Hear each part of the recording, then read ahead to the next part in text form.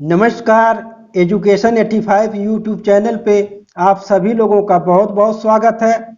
आज हम लोग अध्ययन करने वाले हैं हिंदी के एक दमदार चैप्टर विशेषण और विशेष। जी हाँ दोस्तों, आज हम लोग विशेषण और विशेष के बारे में पूरी तरह अच्छी प्रकार से अध्ययन करने वाले हैं। दोस्तों, विशेषण और विशेष हिंदी का ऐसा चैप्टर है जहां से लगभग हर परीक्षाओं में प्रश्न बनते रहते हैं। आज हम लोग ऐसे ट्रिक तथा नियम के माध्यम से अध्ययन करेंगे जिससे आप विशेषण तथा विशेष कभी भूल नहीं पाएंगे। तो चलिए वीडियो स्टार्ट करते हैं।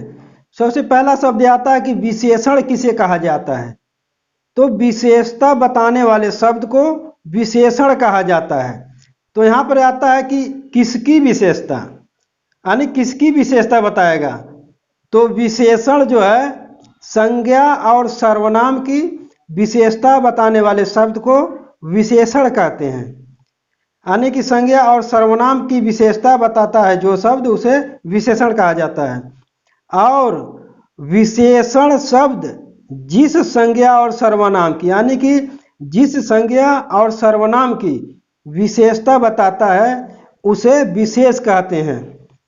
जैसे काला घोड़ा, घोड़ा की विशेषता है कि वह काला है। और काला जो है किसकी विशेषता बता रहा है, तो यह घोड़े की विशेषता बता रहा है। घोड़ा इसमें संज्ञा है। घोड़ा इसमें क्या है, संज्ञा, जातिवाचक संज्ञा है। तथा काला जो है इस संज्ञा की विशेषता बता रहा है। तो इसमें घोड़ा जो है विशेष होगा। घोड़ा क्या होगा, विशेष होगा।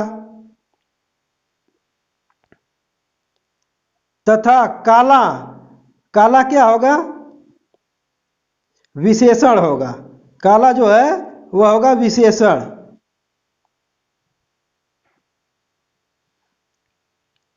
तो इसमें काला विशेषण है और घोड़ा विशेष है।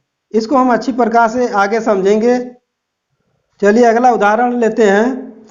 अगर आपको किसी भी वाक्य से विशेषण को प्राप्त करना हो तो सबसे पहले उसमें आए हुए संज्ञा और सर्वनाम को अंडरलाइन कर लीजिए। जैसे इसमें देखिए राम जो है यह संज्ञा है, तो इसको हमने अंडरलाइन कर लिया।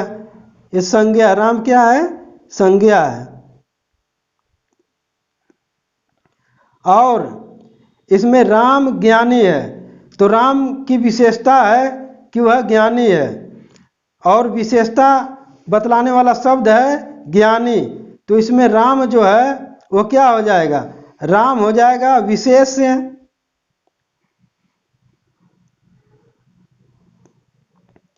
तथा ज्ञानी जो होगा वह विशेषण हो जाएगा।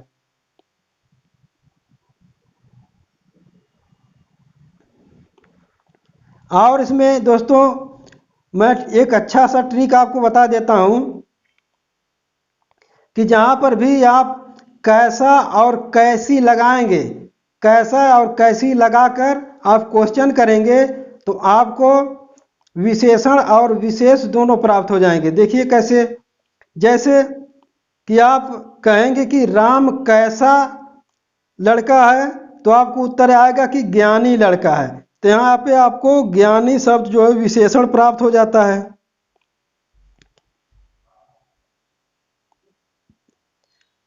और अगर जिस शब्द को लेकर के हम लोग क्वेश्चन करते हैं वह क्या हो जाएगा, विशेष। जैसे राम को लेकर के हम क्वेश्चन करते हैं कि राम कैसा है या राम कैसा है, तो राम ज्ञानी है, तो राम को लेकर हम लोग क्वेश्चन कर रहे हैं, तो यह राम जो है क्या हो जाएगा, विशेष हो जाएगा।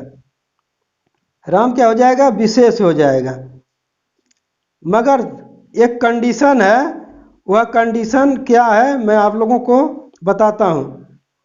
जैसे जिस भी सेंटेंस में एक ही विशेष हो और एक विशेषण हो, उसमें तो आप दोनों को प्राप्त कर लेंगे। यानी कि एक संज्ञा और एक विशेषण होगा, उसमें तो आप आसानी से स्ट्रिक को लगा करके प्राप्त कर लेंगे। मगर जहाँ पर दो संज्ञाएं होंगी वहाँ पे आप कैसे इसको प्राप्त करेंगे? तो वहाँ पर या आप विशेष को नहीं प्राप्त कर पाएंगे, विशेष को नहीं प्राप्त कर पाएंगे, मगर विशेषण तो 100% सही आएगा आपका।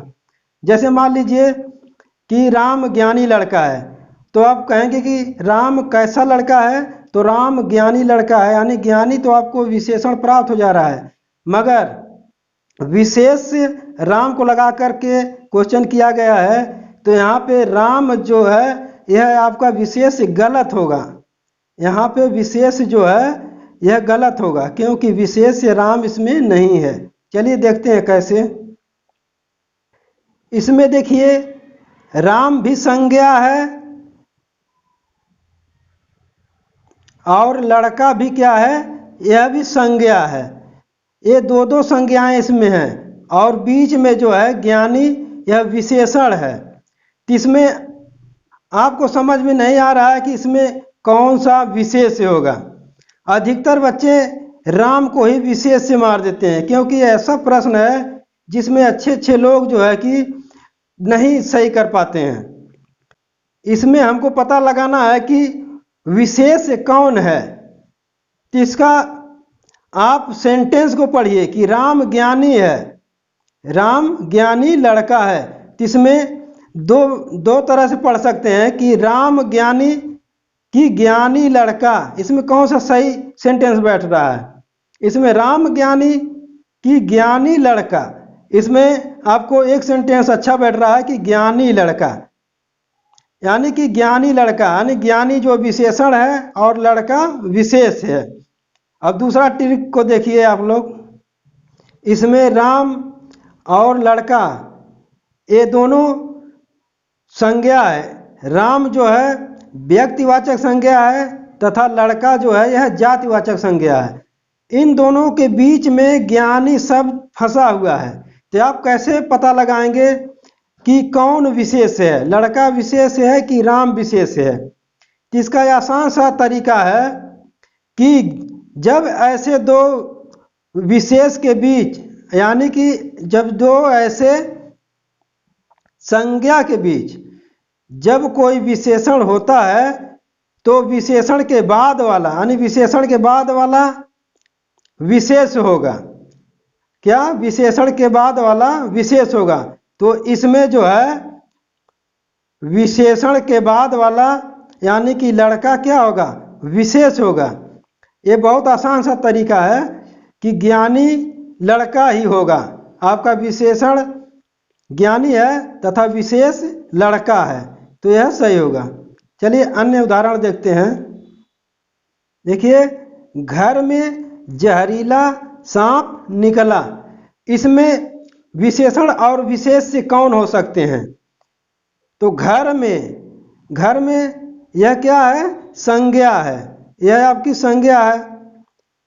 जहां पर भी दोस्तों ये ट्रिक बता दे रहा हूं कि जब भी आप क्वेश्चन को हल करिए सबसे पहले संज्ञा और सर्वनाम को आप अंडरलाइन कर लीजिए, जिससे कि आपको बहुत ही आसानी हो जाएगी उससे विशेषण और विशेष को प्राप्त करने में। तो घर क्या है? संज्ञा है। और सांप क्या है? यह भी संज्ञा है। सांप भी क्या है? संज्ञा है।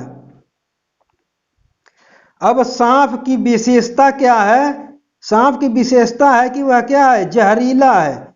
जब सांप की विशेषता है कि वह जहरीला है तो जहरीला क्या हो गया? विशेषण हो गया आपका। जहरीला क्या हो गया? विशेषण हो गया।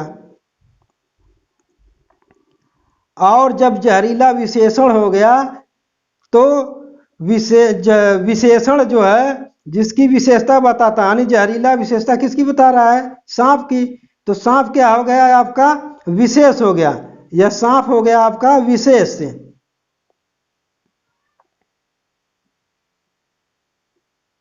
सांप आपका विशेष हो गया। तो इस प्रकार से इसमें जहरीला विशेषण और सांप विशेष होगा। चलिए आगे और देखते हैं। विशेषण एक ऐसा विकारी शब्द है जो हर हाल में संज्ञा और सर्वनाम की विशेषता बताता है। विशेषण क्या है? विशेषण विकारी शब्द है जो संज्ञा और सर्वनाम की विशेषता बताता है, यानी संज्ञा और सर्वनाम की विशेषता बताता है। यह हर जगह संज्ञा और सर्वनाम की ही विशेषता बताएगा। नोट में देखिए, सर्वनाम अविकारी होता है तथा संज्ञा तथा विशेषण विकारी होते हैं। सर्वनाम अविकारी होता है, यानी सर्वनाम कभी भी बिगड़ नहीं सकता है। सर्वनाम का जो रूप होगा वही रहेगा, मगर संज्ञा तथा विशेषण यह विकारी होंगे। आगे देखिए नोट में, विशेषण लगने से किसी शब्द का अर्थ सीमित हो जाता है। जैसे सफेद गाय कहने से गाय शब्द की व्यापकता सीमित हो जाती है। अभी समझ में नहीं आया होगा, मैं समझा देता हूँ। जैसे मान लीजिए, अगर आप कहेंगे कि गाय, अगर कहेंगे कि गाय, तो गाय शब्द बोलने से जितने भी गाय हैं सभी गायों का बोध होगा। जितने भी गाय हैं, चाहे वह काली गाय हो, चाहे वह काली गाय हो, चाहे सफ़ेद हो, चाहे भूरी हो, कोई भी गाय हो, वह क्या होगी? सभी गाय हैं। मगर अगर आप कह देंगे कि सफ़ेद गाय, तो जितनी भी गायें हैं उसमें से सफ़ेद निकाल लेंगे। अगर उसमें से सफ़ेद गाय को निकाल लेंगे आप, तो उसमें से कुछ ही हिस्सा निकलेगा, यानी कि वह गाय की संख्या सीमित हो जाती है। तो इसी प्रकार से किसी शब्द को विशेषण जब लग जाता है किसी शब्द में, तो उसकी क्या होती है? व्यापकता सीमित हो जाती है। शायद अब आपको समझ में आ गया होगा। चलिए अगला देखते हैं। आइए देखते हैं विशेषण के भेद। विशेषण के भेद, विशेषण के निम्नलिखित 4 भेद होते हैं। नंबर 1, गुणवाचक विशेषण।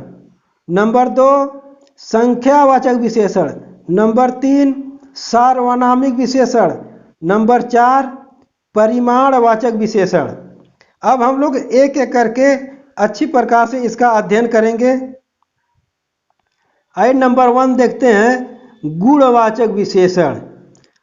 गुण यानी कि यह किसी के रंग, आकार, दशा तथा रूप इत्यादि का बोध कराएगा। गुण। इसमें वाचक, वाचक का मतलब होता है बोध कराने वाला, बोध कराने वाला, ये वाला होगा, बोध कराने वाला। और विशेषण का मतलब विशेषण हो गया, यानी कि गुणों का बोध कराने वाला विशेषण। जैसे देखिए, जिन विशेषणों से पदार्थ के गुण, रंग, आकार, दशा, अवस्था, रूप आदि का बोध होता है, उन्हें गुणवाचक विशेषण कहते हैं। जैसे रीता सुंदर लड़की है। रीता कैसी लड़की है? रीता सुंदर लड़की है। तो सुंदर क्या हुआ? सुंदर हो गया गुणवाचक विशेषण हो गया। सुंदर जो है गुणवाचक विशेषण हो गया। राम मोटा लड़का है। तो राम कैसा लड़का है? तो राम मोटा लड़का है। तो मोटा क्या हो गया? यह गुणवाचक विशेषण हो गया। गुणवाचक विशेषण में देखिए क्या क्या आते हैं। जैसे भला, बुरा, पापी, सरल, दुष्ट, झूठा, दानी, परोपकार आदि। रंग में देखिए, जैसे लाल, धानी, आसमानी, सुनहरा, धुंधला, चमकीला। चमकीला से अधिकतर प्रश्न पूछता है। फीका, पीला, हरा, नीला आदि। आकार में जैसे गोल, चौकोर, नुकीला, लंबा, चौड़ा, सुडौल आदि। दशा, दशा जैसे मोटा, पतला, भारी, पालतू, रोगी, उद्यमी, गरीब आदि। और रूप में देखिए, जैसे सुंदर, कुरूप, भद्दा आदि। हमने उदाहरण दिया आपको सुंदर का और मोटा का, तो आप उस तरह से इसको आसानी से वाक्य प्रयोग कर सकते हैं। अलग देखिए, काल, काला नहीं है, काल है। नवीन, प्राचीन, अर्वाचीन, भूत, भविष्य, वर्तमान, आगामी, बीता हुआ आदि। आइए नंबर 2 देखते हैं, संख्यावाचक विशेषण। संख्या यानी कि संख्या होगी, कोई भी संख्या हो सकती है। अवाचक का मतलब बोध कराने वाली, बोध कराने वाला। वाचक का मतलब बोध कराने वाला, और विशेषण का मतलब विशेषण। इस प्रकार से कह सकते हैं कि संख्या का बोध कराने वाला विशेषण। क्या? संख्या का बोध कराने वाला विशेषण। वह विशेषण जिनसे संज्ञा या सर्वनाम की संख्या का बोध होता है उन्हें संख्यावाचक विशेषण कहते हैं। जैसे में देखिए, 3 लड़के, चतुर्थ वर्ग, 10 गुना आदि। इस विशेषण के 5 भेद होते हैं। इस विशेषण के कितने भेद होते हैं? 5 भेद होते हैं। आइए इसको देखते हैं हम लोग। नंबर 1, गणनावाचक विशेषण। नंबर 2, क्रमवाचक विशेषण। नंबर 3, आवृत्तिवाचक विशेषण। नंबर 4, समुदायवाचक विशेषण। नंबर 5, प्रत्येक बोधक विशेषण। इसकी आइए हम लोग बारी बारी से अध्ययन करते हैं। नंबर 1, गणनावाचक विशेषण।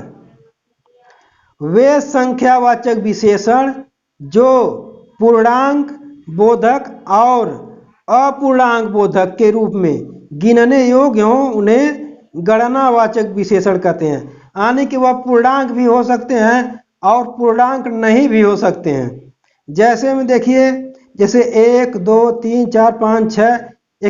जैसे पूर्णांक बोधक में देखिए, जैसे 2 आदमी, 4 किलो चावल आदि। यानी कि इसमें जो भी रहेगा पूरा पूरा रहेगा। 2, 4, 10, 100, 200, 1000, कितना हो भी रहे, मतलब कि पूर्णांक रहना चाहिए। आइए देखते हैं अपूर्णांक। अपूर्णांक बोधक जैसे आधा किलो दाल, 1.5 लीटर दूध आदि। यानी कि इसमें पूर्णांक नहीं है, इसमें पूर्णांक से कम है। आधा किलो दाल, 1.5 लीटर दूध या 3.25 लीटर दूध। तो इस प्रकार से अपूर्णांक बोधक हो गया ये।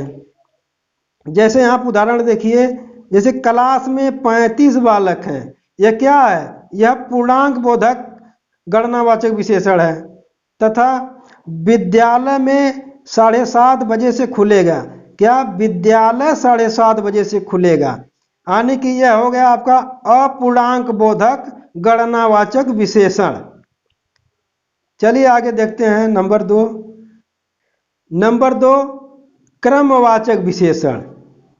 जो संख्यावाचक विशेषण संख्या के क्रमांक को सूचित करते हैं उन्हें क्रमवाचक विशेषण कहते हैं। जैसे में देखिए, जैसे पहला, दूसरा, तीसरा, चौथा, पांचवा आदि। इसमें आपको नहीं लगता कि कुछ लोग हैं जो कि कहीं पर एक सीरियल नंबर में है, ऐसा आपको महसूस हो रहा है कि नहीं? तो उसमें आप कह सकते हैं कि पहला, दूसरा यानी तीसरा, इस प्रकार से। इसको पढ़ने के बाद आपको क्लियर हो जाएगा। जैसे पहला व्यक्ति आगे रहेगा, यानी कि कहीं पर भी लोग खड़े हैं, कुछ लोग खड़े हैं, जिसको कहा जा रहा है कि पहला व्यक्ति आगे रहेगा। इस प्रकार से क्रमवाचक विशेषण में हमको क्रमांक यानी कि इसमें लाइन में लगे हुए या किसी के भी विशेषता बताई जाती है, उसको क्रमवाचक विशेषण कहेंगे। चलिए नेक्स्ट देखा जाए, आवृत्तिवाचक विशेषण। आवृत्तिवाचक विशेषण जो संख्यावाचक विशेषण किसी संख्या के आवृत्ति को सूचित करता है उसे आवृत्तिवाचक विशेषण कहते हैं। उसको क्या कहते हैं? उसको आवृत्तिवाचक विशेषण कहते हैं। जैसे दूना, तिगुना, 4 गुना, 2 12, 3 12 आदि। यानी कि यहाँ उदाहरण पढ़िए तो आपको और क्लियर हो जाएगा। आज विद्यालय में तिगुना बच्चे आए हैं, यानी कि पहले बच्चे कम आते थे और जितने बच्चे पहले आते थे उनसे डबल और आए हैं, यानी कि तिगुना बच्चे आए हैं। तो इसी तरह प्रकार से 4 गुना, दोबारा, तिबारा, तो यह क्या हो गया, यह आवृत्तिवाचक विशेषण हो गया। चलिए अगला देखते हैं। नंबर 4, समुदायवाचक विशेषण। वे संख्यावाचक विशेषण जो समूह या समुदाय का बोध कराएं उन्हें समुदायवाचक विशेषण कहते हैं। जैसे में देखिए, जैसे दोनों, तीनों, चारों, तीनों लड़कियां, पांचों घर, दोनों बैल, 10 दिशाएं आदि। यानी किसी समुदाय की बात हो रही है इसमें, यानी कि वहाँ पे 2-4 लोग खड़े हैं या 10 लोग खड़े हैं, उनके बारे में बात हो रही है कि वह समुदायों में हैं। जैसे तीनों लड़कियां, पांचों घर, ये क्या है, समुदायवाचक विशेषण है। यहाँ पे देखिए, जैसे ये दोनों बच्चे कल विद्यालय नहीं आए थे, यानी कि वह समुदाय में, यानी 2 लोग इकट्ठे रह रहे हैं, तो वहाँ पे बोला जा रहा है कि ये दोनों बच्चे कल विद्यालय नहीं आए थे, यानी कि वह दोनों बच्चे विद्यालय नहीं आए थे, किसी एक की बात नहीं हो रही है। तो यहाँ पे क्या हो रहा है, समुदायवाचक विशेषण होगा। चलिए नेक्स्ट, प्रत्येक बोधक विशेषण। नंबर 5, प्रत्येक बोधक विशेषण। जो संख्या 1 का बोध कराए उसे प्रत्येक बोधक विशेषण कहते हैं। जैसे में देखिए, जैसे हर एक, प्रत्येक, एक एक, यानी कि इसमें 1 का बोध कराया जा रहा है। प्रत्येक का मतलब कि एक एक, यानी कि कोई न छूटने पाए। प्रत्येक यानी कोई न छूटने पाए, एक एक। और हर एक यानी कि हर एक विद्यार्थी को मिठाई बांटो। क्या, हर एक विद्यार्थी को मिठाई बांटो, यानी कि कोई भी विद्यार्थी छूटने न पाए, एक एक बच्चों को मिठाई बांटो है। तो यहाँ पर क्या हो गया, प्रत्येक बोधक विशेषण हो गया। जैसे कल प्रत्येक बच्चे तिरंगा लेकर विद्यालय आएंगे, यानी कि प्रत्येक बच्चे मतलब कोई बच्चा छूटने न पाए, सभी बच्चे क्या, तिरंगा लेकर आएंगे। तो यहाँ पर क्या हो जाएगा, प्रत्येक बोधक विशेषण हो जाएगा। मित्रों, इससे पहले समीक्षा अधिकारी हिंदी के 4 टॉपिक, विलोम शब्द, वर्तनी शुद्धिकरण, अनेक शब्दों के एक शब्द, ऑलरेडी अपलोड कर चुका हूँ। उस वीडियो को आपने नहीं देखा है तो यूट्यूब पर सर्च करके देख सकते हैं। दोस्तों, 2-3 नियम और हैं जो कि बहुत ही इंपॉर्टेंट है, जिसमें सार्वनामिक विशेषण बहुत इंपॉर्टेंट है, यहाँ से बहुत ही क्वेश्चन बनते हैं। तो हम जो है 2-3 नियमों को अगली वीडियो में बता देंगे आप लोगों को, क्योंकि वीडियो बहुत लंबी हो जाएगी। ठीक है मित्रों, फिर मिलते हैं नेक्स्ट क्लास में, तब तक के लिए नमस्कार।